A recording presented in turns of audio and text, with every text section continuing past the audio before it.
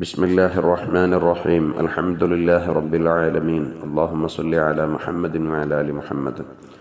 മുത്തനബി സല്ലല്ലാഹു അലൈഹി വസല്ലം തങ്ങളുടെ ഭാര്യ പദവിയിലെത്തിയ മറ്റൊരു മഹദിയാണ് ജുവൈരിയ ബിൻത്ത് ഹാരിസ് റളിയല്ലാഹു അൻഹ.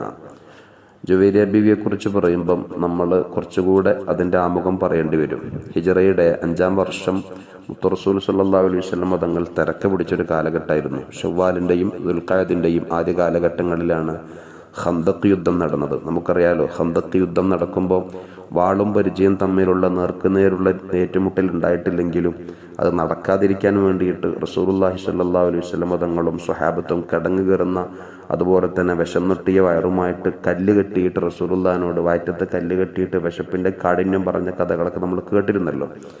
ഈ സംഭവം നടക്കുന്നത് സത്യത്തിൽ മദീനയിലെത്തിയ സമയത്ത് നമ്മൾ നേരത്തെ പറഞ്ഞിരുന്നു. മദീനയിലുള്ള ജൂതന്മാരുമായിട്ടുണ്ടാക്കിയ കരാറ്, ഇസ്ലാമിനെതിരെ നിങ്ങൾ ശക്തി പ്രകടനം നടത്താൻ പാടില്ല, നിങ്ങൾക്കെതിരെ ഒരിക്കലും ഇസ്ലാമിൻ്റെ ഭാഗത്തുനിന്നും മുസ്ലിമീങ്ങളുടെ ഭാഗത്തുനിന്നും ബുദ്ധിമുട്ടൊന്നും ഉണ്ടാവില്ല. അതേസമയത്ത് മദീനയുടെ വെളിയിൽ നിന്ന് ശത്രുക്കൾ വന്നാൽ അവരെ നേരിടാൻ നമ്മൾ ഒത്തൊരുമിച്ചുകൊണ്ട് നിൽക്കണം എന്നൊക്കെയുള്ള കരാറുണ്ടായിരുന്നു. പക്ഷേ ഖുറൈശികളുമായിട്ടുള്ള സഖ്യകക്ഷികളായിട്ട് ജൂതന്മാർ മാറുന്നു. മദീനയിലുള്ള ജൂതന്മാർ മക്ക മുശ്രിക്കീങ്ങളുമായിട്ടും അനുബന്ധമായ 7ഓളം വിഭാഗങ്ങൾ, ഇസ്ലാമിൻ്റെ 7ഓളം എതിർദിശയിലുള്ള ശത്രുക്കളുമായിട്ട് മദീനയിലുള്ള ജൂതന്മാർ ഐക്യകരാർ ഏർപ്പെടുന്നു. അനുബന്ധമായിട്ട് അവർ റസൂലുള്ളാഹിനെയും സ്വഹാബത്തിനെയും ആക്രമിക്കാൻ വേണ്ടിയിട്ട് വരുന്നു. ഈ വരവ് അറിഞ്ഞതിന് ശേഷം നബി സല്ലല്ലാഹു അലൈഹി വസല്ലം തങ്ങൾ സൽമാനുൽ ഫാരിസി തങ്ങളുടെ നേതൃത്വത്തിൽ ഖന്തഖിന്റെ കിടങ്ങ് കയറുന്നു. മക്കയിൽ നിന്ന് ശത്രുക്കൾ മദീനയിലേക്ക് എത്തിയ സമയത്താണ് ഈ കിടങ്ങ് കണ്ടിട്ട് അവർ അന്തം വിട്ടു പോയത്. കിടങ്ങ് ചാടിക്കിടക്കാൻ അവർക്ക് സാധിക്കുന്നില്ല. മദീനയിലെ ജൂതന്മാർക്കാണെങ്കിൽ ഇങ്ങോട്ടേക്ക് വന്നിട്ട് അവരെ സഹായിക്കാനും പറ്റുന്നില്ല. മക്കയിൽ നിന്ന് മദീനയിലേക്ക് അവർക്ക് വരാനുള്ള മെയിൻ എൻട്രൻസ് ആയിരുന്നു ഖന്തഖിന്റെ പരിസരത്തിലൂടെ. അവർക്കതിലൂടെ വരാൻ സാധിക്കുന്നില്ല. ശക്തമായ കൊടുങ്കാറ്റടിച്ചപ്പോൾ അവരുടെ കയ്യിലുണ്ടായിരുന്ന ഭക്ഷ്യവിഭവങ്ങളും അനുബന്ധ സാധനങ്ങളൊക്കെ കാറ്റത്ത് അത് പറന്നു പോവുകയും പ്രകൃതി ദുരന്തം കൊണ്ട് ശക്തമായ കാറ്റും മഴയും വന്നിട്ട് അവർക്ക് അവിടെ പിടിച്ചു നിൽക്കാൻ പറ്റാതായിപ്പോയി. അവസാനം അവരവിടെ നിന്ന് പരസ്പരം തമ്മിൽ തെറ്റിയിട്ട് കൂറുപിരിഞ്ഞ് രക്ഷപ്പെട്ടു, പല ഭാഗത്തേക്കും പിന്തിരിഞ്ഞോടി. പക്ഷേ ആ സമയത്തും മദീനയിലുള്ള ജൂതന്മാർ, അവർക്ക് വേറെവിടെയും പോകാൻ പറ്റൂലല്ലോ, അവരവിടെ തന്നെ ഉണ്ട്.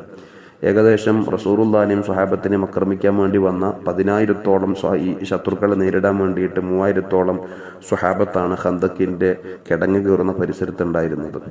ഖന്തഖ് കഴിഞ്ഞു എന്ന് പറഞ്ഞാൽ ശക്തമായ യുദ്ധങ്ങളോ പോർവിളികളോ ഒന്നുമില്ലാതെ തന്നെ അള്ളാഹുവിൻ്റെ വലിയ റഹ്മത്ത് കൊണ്ട് ശത്രുക്കൾ വരുന്ന വഴിക്ക് തന്നെ അവർ അള്ളാഹു തആല നശിപ്പിച്ചു. ശേഷം ഇവർ തിരിച്ചു വരുന്നു. ബനു ഖുറൈളയിലേക്ക് തിരിച്ചെത്തുന്ന സമയത്ത് അവരുടെ ബനു ഖുറൈള എന്ന് പറഞ്ഞ സ്ഥലമാണ് സത്യത്തിൽ മദീനയിലുള്ള ജൂതന്മാരുടെ കേന്ദ്രം. അവിടെ എത്തിയിട്ട് അവരുടെ കോട്ടകളൊക്കെ ഉപരോധിച്ചു. സത്യത്തിൽ ഒരിക്കലും അവർക്കെതിരെ ഇസ്ലാമിൻ്റെ അക്രമം ഉണ്ടാകൂല. പക്ഷെ ഇവർ മദീനയുടെ വെളിയിലുള്ള മക്കക്കാരും അനുബന്ധ സ്ഥലത്തുള്ള ശത്രുക്കളുമായിട്ട് കൂട്ടുകരാറിൽ ഏർപ്പെടുകയും മദീനയുള്ള മുസ്ലിങ്ങൾക്കെതിരെ തിരികുകയും ചെയ്തതാണ് റസൂലുള്ളാഹിനെയും സ്വഹാബത്തിനെയും പ്രകോപിതരാക്കിയത്. അതിൻ്റെ തൽഫലം അവർ അനുഭവിക്കുകയും ചെയ്തു. അവരുടെ കോട്ടകളൊക്കെ പിടിച്ചെടുത്തു. സത്യത്തിൽ മറ്റൊരു സൈന്യവുമായിട്ട് കൂട്ടുകൂടാനോ അതല്ലെങ്കിൽ ഏതെങ്കിലും രൂപത്തിൽ ഇസ്ലാമിനെ ബുദ്ധിമുട്ടിക്കാനോ ആലോചിക്കാൻ പോലും സമയം കൊടുക്കാത്ത രൂപത്തിൽ അവരെ ഇസ്ലാമിൻ്റെ അധീനതയിലേക്ക് കൊണ്ടുവരികയും ചെയ്തു. അങ്ങനെ തിരിച്ചവർ മദീനയിലേക്ക് എത്തി. ഏകദേശം 1.5 മാസം കഴിഞ്ഞപ്പോഴാണ് ഖുസാ ഗോത്രത്തിലെ ഒരു ശാഖയാണ് ബനുൽ മുസ്തലഖ്.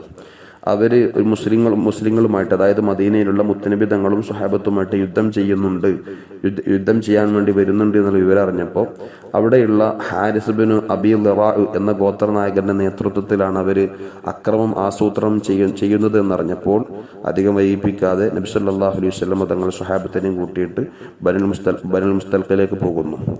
ആ യാത്രയിൽ നബി സല്ലല്ലാഹു അലൈഹി വസല്ലം തങ്ങൾ ഭാര്യയായ ആയിഷ ബീവിയും കൂടെ ഉണ്ടായിരുന്നു. നമുക്കറിയാം, ആയിഷ ബീവിയുടെ ചരിത്രം പറയുമ്പോൾ നമ്മൾ പറഞ്ഞിട്ടുണ്ട്, സംശയാസ്പദമായിട്ടുള്ള കഥകളൊക്കെ വന്നതൊക്കെ. ഏതായിരുന്നാലും അവിടെ പോയിട്ട് യുദ്ധം ചെയ്യുന്നു. ആ യുദ്ധത്തിൽ ഒരുപാട് ഗനീമത്ത് സ്വത്ത്, യുദ്ധമുതലുകൾ മുസ്ലിമീങ്ങൾക്ക് ലഭിച്ചു.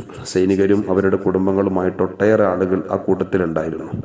അങ്ങനെ അവരുടെ ശത്രുക്കളുടെ ഭാഗത്തുണ്ടായിരുന്ന അവരുടെ നേതാവായ ഹാരിസ് ബിനു അബി ളിറാറിന്റെ പുത്രി ബറ എന്നു പേരുള്ള ജുവൈരിയയും ആ കൂട്ടത്തിൽ ശത്രുക്കളുടെ ഭാഗത്തുനിന്ന് പിടിച്ചെടുക്കപ്പെട്ട വിഭാഗത്തിൽ ഈ ഹാരിസ് ബിൻ അബി ളിറാർ എന്ന് പറയുന്ന നേതാവിന്റെ മകൾ ബറ എന്ന് വിളിക്കുന്ന ജുവൈരിയ ബീവി ഉണ്ടായിരുന്നു.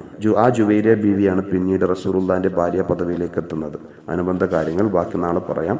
അള്ളാഹു സുബ്ഹാനഹു വ തആല മഹദിമാരായ റസൂലുള്ളാഹിന്റെ ഭാര്യമാരെ പറയലിലൂടെ മുത്തുനബിയുടെ പൊരുത്തവും അള്ളാഹുവിന്റെ തൃപ്തിയും നമുക്ക് പെരുമാറാവട്ടെ.